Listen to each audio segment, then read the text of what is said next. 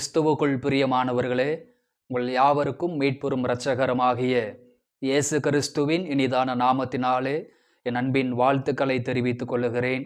மீண்டும் ஒரு விசை சமயத்திற்கேற்ற வார்த்தை என்கிற இந்த நிகழ்ச்சியின் மூலமாக கர்த்தருடைய வார்த்தைகளை பகிர்ந்து கொள்வதிலே மிகுந்த சந்தோஷப்படுகிறேன். இந்த நாள் உங்களுக்கு ஆசீர்வாதமாக இருக்கும்படி உங்களை மனதார வாழ்த்துகிறேன். ஆண்டவர் மகிமைப்படுவாராக. இந்த நாளிலும் கூட உங்களுக்காக ஒரு வேத வசனத்தை வாசித்து உங்களுக்காக ஜெபிக்க விரும்புகிறேன். என்னோடு கூட வேதத்தை திருப்பிக் கொள்ளுங்கள். நீதிமொழிகள் 23ஆம் அதிகாரம் அதனுடைய 18வது வாக்கியத்தை வாசிப்போம். நிச்சயமாகவே முடிவுண்டு, உன் நம்பிக்கை வீண் போகாது. கர்த்தருக்கு ஸ்தோத்திரம்.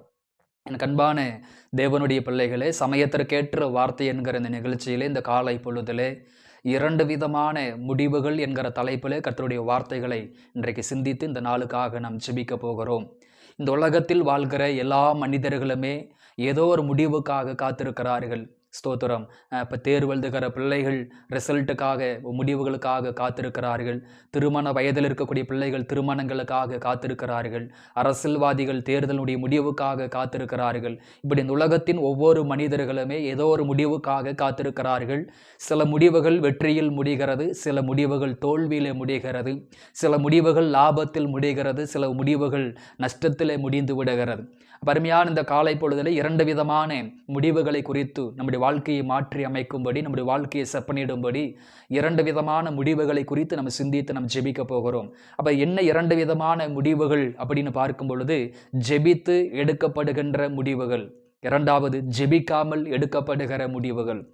இந்த உலகத்தில் வாழ்கிற தேவ பிள்ளைகளை 2 விதமாக பிரிக்கலாம். தேவ ஊழியர்களை 2 விதமாக பிரிக்கலாம். ஒன்று, ஜெபித்து முடிவுகளை எடுக்கிற ஊழியர்கள் உண்டு. ஜெபித்து முடிவுகளை எடுக்கக்கூடிய விசுவாச மக்களும் உண்டு. இது ஒரு வகையான ஜனங்கள். இன்னொரு பக்கம் ஜெபிக்காமலேயே முடிவுகள் எடுக்கிற ஊழியர்களும் உண்டு. ஜெபிக்காமலேயே முடிவுகள் எடுக்கிற விசுவாச மக்களும் உண்டு. இந்த 2 முடிவுகளுக்கு என்ன வித்தியாசம் அப்படி என்பதை தான் இந்த காலை பொழுதிலே நாம் சிந்திக்க போகிறோம். தேவ மனிதனாகிய தாவீதை குறித்து நம்ம படிக்கும் பொழுது 1 சாமுவேல் 30ஆம் அதிகாரத்திலே தன்னுடைய யுத்தத்தை முடித்து கொண்டு அவர் சிக்லாக்குக்கு வருகிற பொழுது, அவர் சிக்லாக்குக்கு வருவதற்கு முன்பதாகவே அவருடைய குடும்பத்தை சத்துருக்கள் கொள்ளையடித்து கொண்டு போனார்கள். மனைவி, பிள்ளைகள், மிருக ஜீவன்கள், அந்த தேசத்தில் கூடிய ஒரு சில பிள்ளைகள் எல்லாவற்றையும் கொள்ளையடித்து கொண்டு போனார்கள். இங்கு வீட்டுக்கு வந்து பார்க்கும் பொழுது, தாவீதுடைய வாழ்க்கையில வீட்டுக்கு வந்து பார்க்கிற பொழுது வீட்டில் யாரையுமே காணோம். எல்லாவற்றையும் கொள்ளையடித்து கொண்டு போனார்கள். ஆடுகள், மிருக ஜீவன்கள், பிள்ளைகள் எல்லாவற்றையும் கொள்ளையடித்து கொண்டு போனார்கள். வந்து பார்க்கும் பொழுது தாவீதுக்கு மிகுந்த வேதனை, மிகுந்த துயரம், மாபெரும் ஒரு ஆபத்து தன்னை சூழ்ந்திருப்பதை அறிந்து கொண்டார். மிகப்பெரிய கஷ்டத்தில், கண்ணீரிலே அவர் அகப்பட்டு கொண்டார். ஒரு பக்கம் தீமை நெருக்கடியாக இருந்தாலும் தாவீது எப்படிப்பட்ட ஒரு மனிதன் என்று பார்க்கும் பொழுது, ஜெபித்து முடிவுகளை எடுக்கிற ஒரு தேவ மனிதனாக, ஜெபித்து தேவ சத்தம் கேட்டு சித்தம் செய்கிற ஒரு மனிதனாக அவர் செயல்பட்டார்.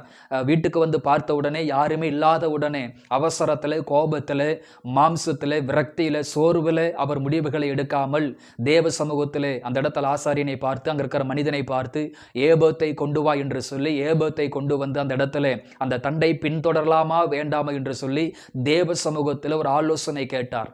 தேவ சமூகத்தில் கர்த்தரை விசாரித்தார். ஆண்டவரே, நான் போகலாமா? நான் போனால் அந்த தண்டை பின்தொடரலாமா? நான் போனால் எல்லாவற்றையும் என்னால் திருப்பிக் கொள்ள முடியுமா? என்னால் ஜெயிக்க முடியுமா? என்னால் மேற்கொள்ள முடியுமா என்று கேட்டபொழுது, அப்பொழுது ஆண்டவர் சொல்லுகிறார், 1 சாமுவேல் 30ஆம் அதிகாரம் 8வது வாக்கியத்தில், அதை பின்தொடர், நீ சகலத்தையும் திருப்பிக் கொள்வாய் என்கிற ஒரு வார்த்தை அங்கு சொல்லப்படுகிறது. அப்போ 600 பேரோட புறப்பட்டு போகிறார். அநேகர் அந்த ஸ்தோத்திரம் பேயோர் அந்த ஆற்றங்கரைக்கு அருகாமலேயே அநேகர் நின்று விடுகிறார்கள். 200 பேர் விடாய்த்து போனதனாலே ஆற்றை கடக்காமலேயே நின்று போகிறார்கள். ஆனால் தாவீது மாத்திரம் தொடர்ந்து போய் அவர்களை முறியடித்தான் என்று வேதத்திலே வாசிக்கிறோம்.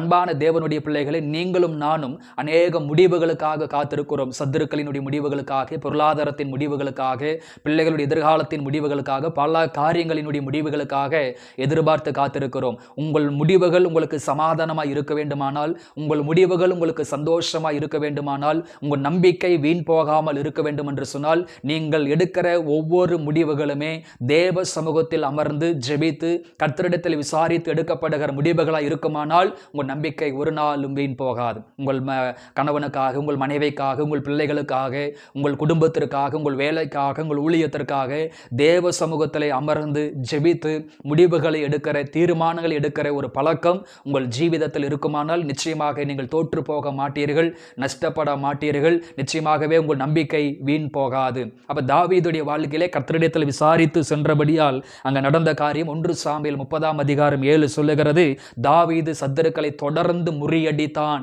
என்று வேதத்தில் வாசிக்கிறோம். வேதம் சொல்லுகிறது, நல் யோசனை செய்து யுத்தம் பண்ணு அப்படின்னு வேதத்தில் நம்ம படிக்கிறோம். அப்ப தாவீது தேவ சமூகத்தில் யோசித்து தேவ சமூகத்தில் ஆலோசனை கேட்டு யுத்தங்களை நடப்பித்தபடியால் அத்தனை சத்துருக்களை முறியடித்தான் என்று வேதத்தில் வாசிக்கிறோம். தேவனை சார்ந்து நீங்கள் யுத்தம் செய்கிற பொழுது, தேவனை சார்ந்து நீங்கள் செயல்படுகிற பொழுது சகல சத்துருக்களை நீங்கள் முறியடிப்பீர்கள். 1 சாமுவேல் 30:18 சொல்லுகிறது, தாவீது தனக்குண்டான எல்லாவற்றையும் அவன் விடுவித்தான் என்று வேதத்தில் வாசிக்கிறோம். ஒருவேளை பண நெருக்கடியில், பொருளாதார நெருக்கடியில், இக்கட்டான சூழ்நிலையில், ஆபத்தில், வியாதியில், பலகீனத்தில் பல விதங்களிலே நீங்கள் சிக்கி தவிக்கலாம். ஆனால் தேவ சமூகத்திலே காத்திருந்து ஜெபித்து முடிவுகள் எடுக்கிற பழக்கம் இருக்குமானால் எல்லா ஆபத்திலிருந்தும் கர்த்தர் உங்களை விடுவித்து உங்களை வெளியே கர்த்தர் கொண்டு வருவார். 3வது வேதம் சொல்லுகிறது, 1 சாமுவேல் 30:19 சொல்லுகிறது, குறைவுபடாமல் திருப்பி கொண்டான், சிறியதாகிலும் பெரியதாகிலும் ஒன்றையும் இழந்து போகாமல். அதை தேவ சமூகத்தில் முடிவெடுக்கும் பொழுது, தேவ சமூகத்தில் தீர்மானங்கள் எடுக்கும் பொழுது இழப்புகள் வராது, நஷ்டங்கள் வராது, கண்ணீர்கள் வராது, வருத்தங்கள் வராது. ஒன்றும் குறைவுபடாமல் எல்லாவற்றையும் அவன் திருப்பி கொண்டான் என்று வேதத்தில் வாசிக்கிறோம். அதே போல் 1 சாமுவேல் 30:20 சொல்லுகிறது, தாவீது அதை பிடித்து கொண்டான். ஆண்டவர் சொன்னார், அதை பின்தொடர், சகலத்தையும் பிடித்துக் கொள்வாய் என்று. அதே போல் அவன் பிடித்துக் கொண்டான் என்கிற வார்த்தையை நம்ம படிக்கிறோம். அப்ப நீங்க தேவ சமூகத்தில் அமர்ந்து கர்த்தர் உங்களுக்கு ஒரு வார்த்தையை கொடுத்திருப்பாரானால், கர்த்தர் உங்களுக்கு ஒரு வாக்குத்தத்தத்தை கொடுத்திருப்பாரானால், ஆண்டவருடைய சத்தத்தை கேட்டு ஊழியத்திலும், குடும்பத்திலும், வாழ்க்கையிலும் நீங்கள் முடிவுகளை எடுத்திருப்பீர்களானால் உங்கள் நம்பிக்கை நிச்சயமாக வீண் போகாது. அப்ப இது ஒரு வகை ஜெபித்து முடிவெடுக்கிறது. இது ஒரு வகையான முடிவுகள். இன்னொரு கேட்டகரி உண்டு, இன்னொரு விதமான மக்கள் உண்டு, இன்னொரு விதமான ஊழியர்கள் உண்டு. இவர்கள் எப்படிப்பட்டவர்கள் என்று பார்க்கும் பொழுது, ஜெபிக்காமலேயே முடிவுகள் எடுப்பார்கள். தேவ சமூகத்திலே அமராமல், தேவ சமூகத்திலே ஜெபிக்காமல், கர்த்தரிடத்திலே விசாரிக்காமல் இவர்களாகவே தானாக ஒரு முடிவுகளை எடுப்பார்கள். இவர்களுடைய மைண்ட் செட் எந்த மாதிரி இருக்கும் அப்படின்னு பார்த்தா, நான் எந்த முடிவுகளை எடுத்தாலும் சரியாக இருக்கும், நான் எந்த தீர்மானங்களை எடுத்தாலும் சரியாக இருக்கும், நான் எதை செய்தாலும் அது சரியாக இருக்கும் என்று சொல்லி இவர்கள் மாமிசத்தில் எடுக்கிற முடிவுகள், சுயத்தில் எடுக்கிற முடிவுகள் பெரும் ஆபத்திலையும் பெரும் தீமையிலே கொண்டு போய்விடும். அத வேதம் சொல்லுகிறது, மனுஷனுக்கு செம்மையாய் தோன்றுகிற வழிகளும் உண்டு, முடிவோ மரண வழிகள் என்று வேதம் சொல்லுகிறது. அப்ப பாருங்கள், தாவீது ஒரு காரியத்திற்காக பயணம் செய்கிறார். ஜெபித்து தீர்மானம் எடுத்து, ஜெபித்து முடிவுகள் எடுத்து செயல்பட்டபடியால் அவருடைய பயணம், அவருடைய காரியம் ஜெயமாக மாறியது. ஆனால் அதுவே யோனாவின் புஸ்தகத்திலே யோனா தீர்க்கதரிசி குறித்து படிக்கும் பொழுது அவரும் ஒரு பயணம் செய்கிறார், அவரும் ஒரு யாத்திரை செய்கிறார். ஆனால் யோனாவுடைய வாழ்க்கையை கவனித்து பார்க்கும் பொழுது யோனா 1 வாக்கியம் சொல்லுகிறது, அவன் கர்த்தருடைய சமூகத்தை விட்டு விலகி நினிவேவுக்கு போகாமல் அவன் தரிசு பட்டணத்திற்கு போனான் என்று வேதத்தில் வாசிக்கிறோம். அப்ப யோனா எடுத்த முடிவு என்னவென்று சொன்னால், நான் தேவ சத்தத்திற்கு கீழ்ப்படிய மாட்டேன், ஆண்டவருடைய சித்தத்திற்கு கீழ்ப்படிய மாட்டேன், அழைப்பிற்கு நான் கீழ்ப்படிய மாட்டேன், என்னுடைய மாம்சத்தில் என் சுயத்தில் எனக்கு என்ன தோன்றுகிறதோ அதைத்தான் நான் நடைமுறைப்படுத்துவேன், நான் ஊழியம் செய்ய விரும்பல, கர்த்தருக்காக நான் போக விரும்பலன்னு சொல்லி சுயமாக முடிவெடுத்தான். ஜெபித்து அவன் தீர்மானம் எடுக்கல, ஜெபித்து தரிசு பட்டணத்துக்கு போவதற்கு அவன் தீர்மானம் எடுக்கலை. அப்ப ஜெபிக்காமலேயே, தேவ சமூகத்தில் அமராமலேயே, கர்த்தரிடத்தில் விசாரிக்காமலேயே அவன் நினிவேவுக்கு போகாமல் தரிசு பட்டணத்திற்கு போக வேண்டும் என்று சொல்லி ஒரு முடிவெடுத்து அவன் செல்லுகிறான். அந்த கப்பல் புறப்பட்ட கொஞ்ச நேரத்திலேயே ஒரு பெரும் சூறாவளி வருகிறது. கடைசியில் யார் காரணம் என்று கண்டுபிடிக்கிறார்கள், யோனாவை கண்டுபிடிக்கிறார்கள். தூக்கி அவனை சமுத்திரத்தின் ஆழத்திலே போட்டு விடுகிறார்கள். சமுத்திரத்தின் ஆழத்திலே போட்டு விடுகிற பொழுது கர்த்தர் ஒரு மீனுக்கு கட்டளையிடுகிறார். மீன் அவரை விழுங்கிற்று என்று வேதத்தில் படிக்கிறோம். அப்ப அந்த யோனா மீனின் வயிற்றுக்குள் போன பிற்பாடு யோனாவின் புஸ்தகத்தில் நாம் படிக்கும்போது 2ஆம் அதிகாரம் 1 முதல் 9 வரை மீனின் வயிற்றுக்குள் இருந்து தன் தேவனாகி கர்த்தரை நோக்கி அவன் விண்ணப்பம் பண்ணி பண்ணினான் என்று வேதத்தில் வாசிக்கிறோம். அப்ப 2 விதமான விசுவாசிகள், 2 விதமான ஊழியர்கள். ஒன்று ஜெபித்து தாவீதை போல ஜெபித்து தீர்மானம் எடுக்கிற முடிவுகள் எடுக்கிற தேவ பிள்ளைகள். இன்னொரு பக்கம் ஜெபிக்காமலேயே முடிவுகள் எடுத்துருவாங்க, ஜெபிக்காமலேயே தீர்மானங்கள் எடுப்பாங்க, ஜெபிக்காமலேயே காரியங்களை செயல்படுத்துவாங்க. ஊழியக்காரனிடத்தில் விசாரிக்க மாட்டார்கள், ஆண்டவரிடத்தில் விசாரிக்க மாட்டார்கள், தேவ சமூகத்தில் விசாரிக்க மாட்டார்கள். மாம்சத்தில் சுயத்தில் செயல்பட்டு யோனாவை போல் மீனின் வயிற்றில் சிக்கின உடனே, ஆபத்தில் சிக்கின உடனே, பிரச்சனைகளிலே சிக்கின உடனே, கடன் பிரச்சனைகளிலே சிக்கின உடனே, ஏதாவது ஒரு தீமையில சிக்கின உடனே மீனின் வயிற்றிலிருந்து யோனா ஜெபித்தது போல ஆபத்தில் சிக்கிக் கொள்ளும் போது மாத்திரமே ஜெபிப்பார்கள், தீமையில சிக்கிக் கொள்ளும் போது மாத்திரமே ஜெபிப்பார்கள். ஆண்டவரே, இந்த ஒரு விஷயம் என்னை மன்னியும், இந்த ஆபத்திலிருந்து, இந்த தீமையிலிருந்து, இந்த பலகீனத்திலிருந்து என்னை என்று சொல்லி ஆபத்து வந்த ஜெபிக்கிற கூட்டம், தீமை வந்த பிற்பாடு ஜெபிக்கிற கூட்டம், கூட்டம், அகப்பாடு என் கண் ஒரு யோனாவை போல் சோர்வில் முடிவெடுப்பது, முடிவெடுப்பது, மாம்சத்தில் சுயத்தில் முடிவெடுக்கிறது, இதெல்லாம் நம்மை பெரும் ஆபத்திலையும் பெரும் தீமையிலையும் பெரும் கண்ணீரில் கொண்டு போய் விட்டுவிடும். என் கண்பானவர்களே, நிச்சயமாகவே முடிவுண்டு.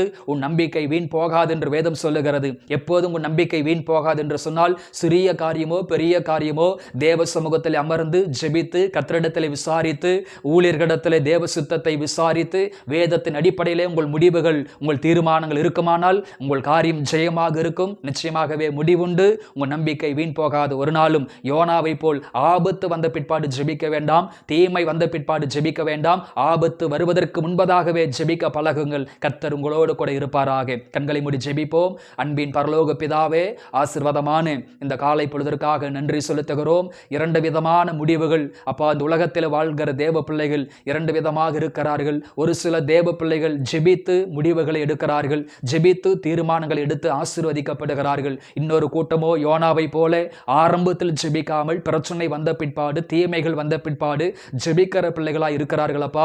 ஒருபோது நாங்கள் அப்படி இருக்கக்கூடாது.